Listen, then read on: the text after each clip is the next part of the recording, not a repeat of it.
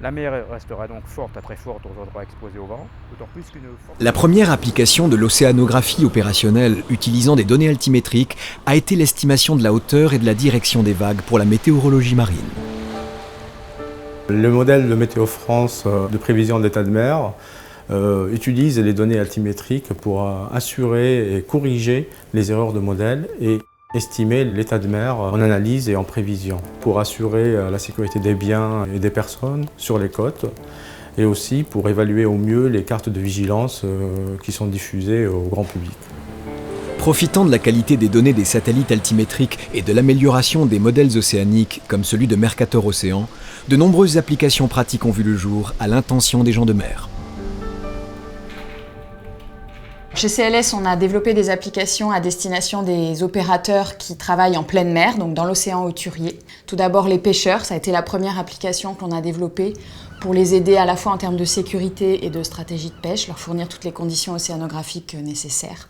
Ensuite, on a développé nos activités vers les pétroliers.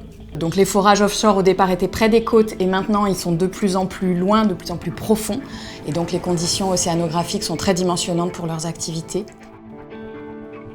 Et enfin, on a développé des applications destinées au trafic maritime, à l'optimisation des routes maritimes grâce au courant, en utilisant la force des courants plutôt que naviguer contre le courant, et pour pouvoir là aussi optimiser les conditions de sécurité de navigation.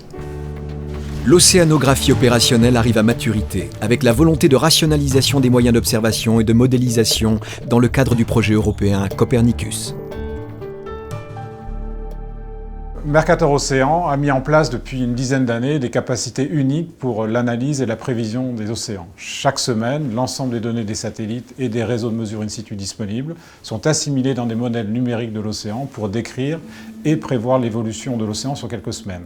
Fin 2014, Mercator Océan a été chargé par la Commission européenne de coordonner le service européen du programme Copernicus Marine Service. C'est une étape décisive dans la mise en place d'une véritable surveillance opérationnelle de l'ensemble des océans et des mers régionales européennes.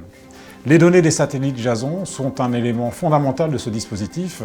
Les données Jason 3 en particulier seront assimilées très rapidement dans les modèles Mercator pour garantir la fiabilité de nos analyses et de nos prévisions océaniques.